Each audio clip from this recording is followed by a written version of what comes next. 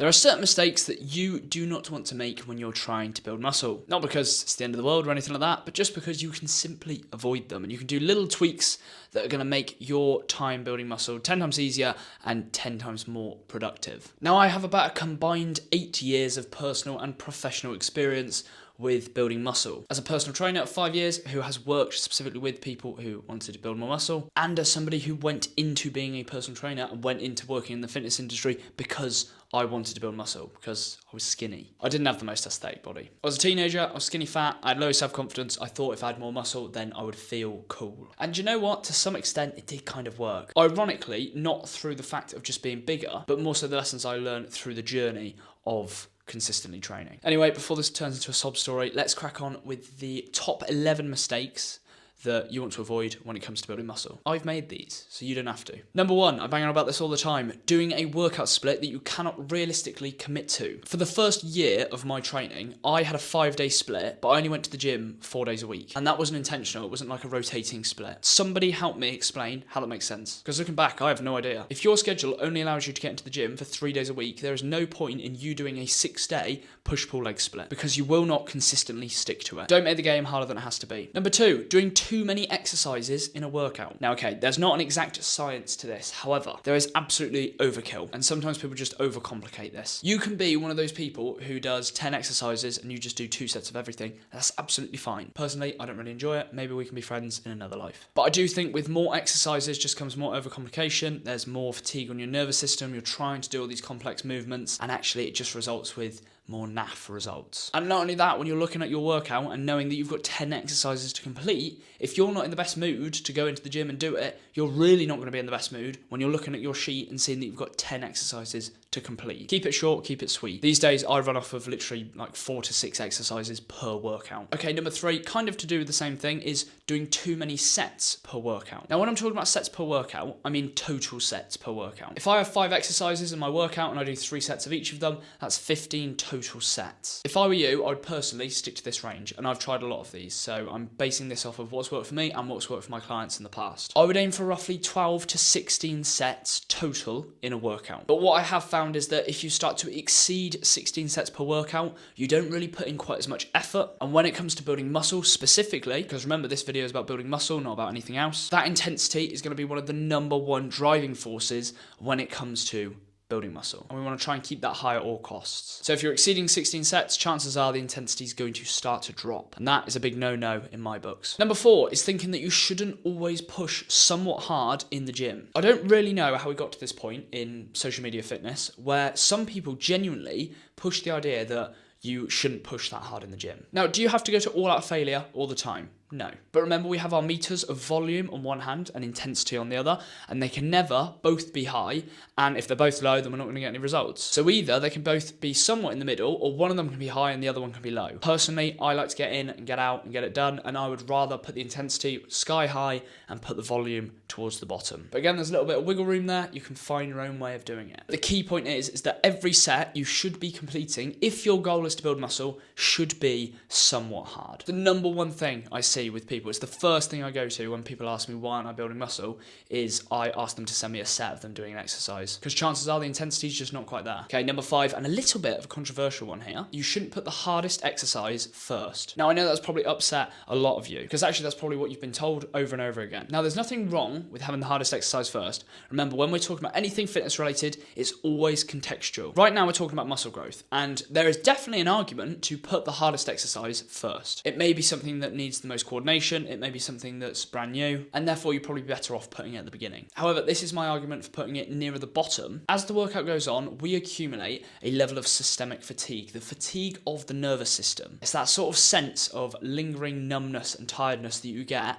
as the workout goes on. You know when somebody comes up to you at the beginning of a workout and you can chat to them for ages, but then somebody else comes and speaks to you at the end of your workout and you think, please fuck off, I just want to sit on the leg extension and stare at my feet. That's that accumulation of systemic fatigue. So actually, if we start off with exercises that aren't quite as systemically fatiguing, so like a bicep curl, then actually that sense of fatigue isn't going to be quite as drastic throughout the rest of the workout, and we're probably going to have more productive sets on those isolation exercises that otherwise would have probably got us in our worst state. And let's be honest, if you're doing a set of hamstring curls and then going on to barbell squats, that set of hamstring curls isn't going to affect your barbell squats, because even though they hurt, they're not going to leave you feeling that tired. Whereas a set of barbell squats before a set of hamstring curls, now that is going to mess you up. Anyway, something to think about. I just want to interrupt my video quickly to say that if you are really struggling with building muscle and it's something you really want to do and you just want to eliminate all the guesswork but you want something a little bit more personal to you, then what you can do is click the link in the description below and you can get your free fitness game plan audit from me personally.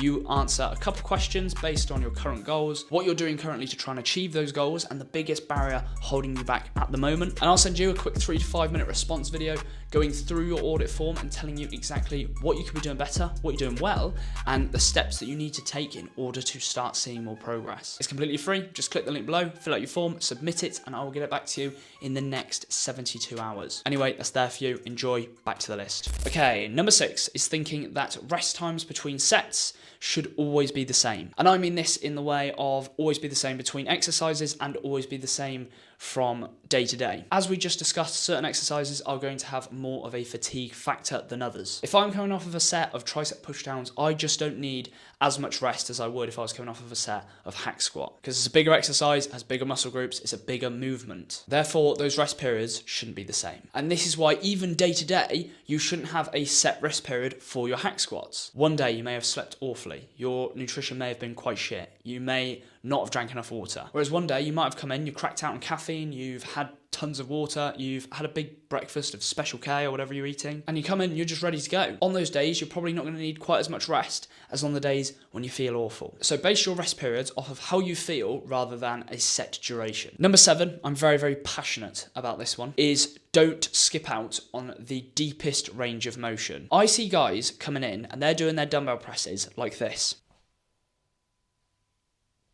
They're literally coming like halfway down and then they spend most of the time with their arm completely straight at the top. Now we're also going to get into why that's a problem in the next one. But that lengthened range of motion is not only better for muscle growth, but it's also better for the health of your connective tissues. If you're strong right down here on your bench press, I promise you, you're not going to have any problem when you get up to here. And if you can't get that low because you're lifting too heavy, leave your ego at the door.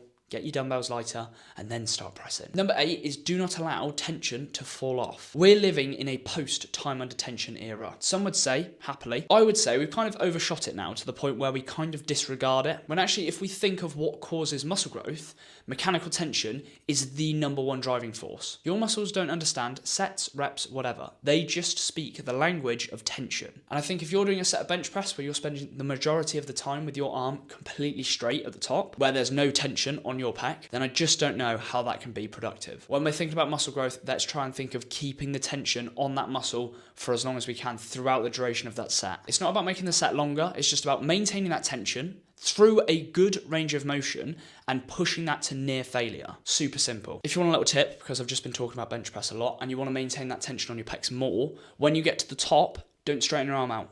Keep a subtle bend in the elbow, and then come all the way down, big pause, boom, hit the top, you're straight back down again. Number 9, this is the one that actually changed my life a little bit, is not eating enough food. By food, I mean calories. I suffered for so long wondering why am I not building muscle, and I promise you, as soon as I made this switch, it instantly changed. Granted, I actually went the other way and I became a little bit fat for a little bit, but it was fine because I came full circle, I learned my lesson, and now I teach other people how to not stupidly bulk. But basically, your body's going to need that surplus of energy, that surplus of calories, in order to build that new muscle tissue. Imagine you get a group of builders in and you tell them that you want them to construct a house, but you never gave them any bricks to construct that house. What are they going to build out of? Give your body the energy it needs, because then it will build that new muscle tissue. If you want some general guidelines to calculate your own calorie surplus, I would use roughly 5 to 15% surplus. We want to keep it small so that we minimize fat accumulation. Number 10 is thinking that supplements will save you. They won't. Supplements will give you that extra 1% edge. They're not actually going to drastically change anything. And any that do, especially in the short term, they're not supplements. They're called steroids. Supplements are one of those things, it should supplement your lifestyle. It's in the name. But it is not the foundation. It's not going to make a dramatic difference. And anyone who tries to sell you supplements and really emphasizes that this is going to have a dramatic difference on your physique, promise you, they just want your money. That's a nice little measurement, actually. You can always gauge how money hungry somebody is who's trying to sell supplements by how much they push it and how much of a drastic effect they try to say it's going to have on your body. There you go. Top tip from inside the industry. And number 11, probably my favorite, is not tracking your workouts. This one's such an easy fix, and we live in an age now where it's actually quite cool to go around with a logbook or on your phone or something like that and track your workouts. A few years back it wasn't quite as cool and people thought you were putting something in your diary. Now everybody knows what you're doing. You're a hardcore lifter. The reason this is so beneficial is because you know exactly where you are. You know how you performed in your workout, and on top of that, it makes it 10 times easier to progressively overload. Progressive overload doesn't mean that you have to be progressing every single week, but it does mean that we need to be progressing over time. And actually, if you're just getting into this, then really, you should be progressing every week. Or at the very least, you should be forcing those progressions every week by looking at your logbook and saying, okay, what did I do last week and how can I do slightly better this week? Not only will that keep your intensity at the right level, but it will also keep those progressions coming. And that's it. That's your 11 mistakes that you should avoid when it comes to building muscle that I've already made. So now you don't have to, because you can just avoid them because I've told you. As usual, guys, I do hope this helped, and hopefully you can put this into action, or actually not put it into action. In this case, avoid them, please. Otherwise, this was a completely pointless video. And if you did enjoy and this did help you out, then I'd really appreciate it if you could leave me a like. And if you really hated it and you completely disagree, then leave me a dislike, I guess. Any questions you have about anything I've mentioned, please feel free, drop them in the comments. I will get back to it as quick as I can. I am usually quite bad with it, but I do get back to it at some point. And if you do like this kind of content, you want to see a bit more of it, then you can always press the subscribe button. I hear it's free. So I guess I'll see you in the next one. Adios.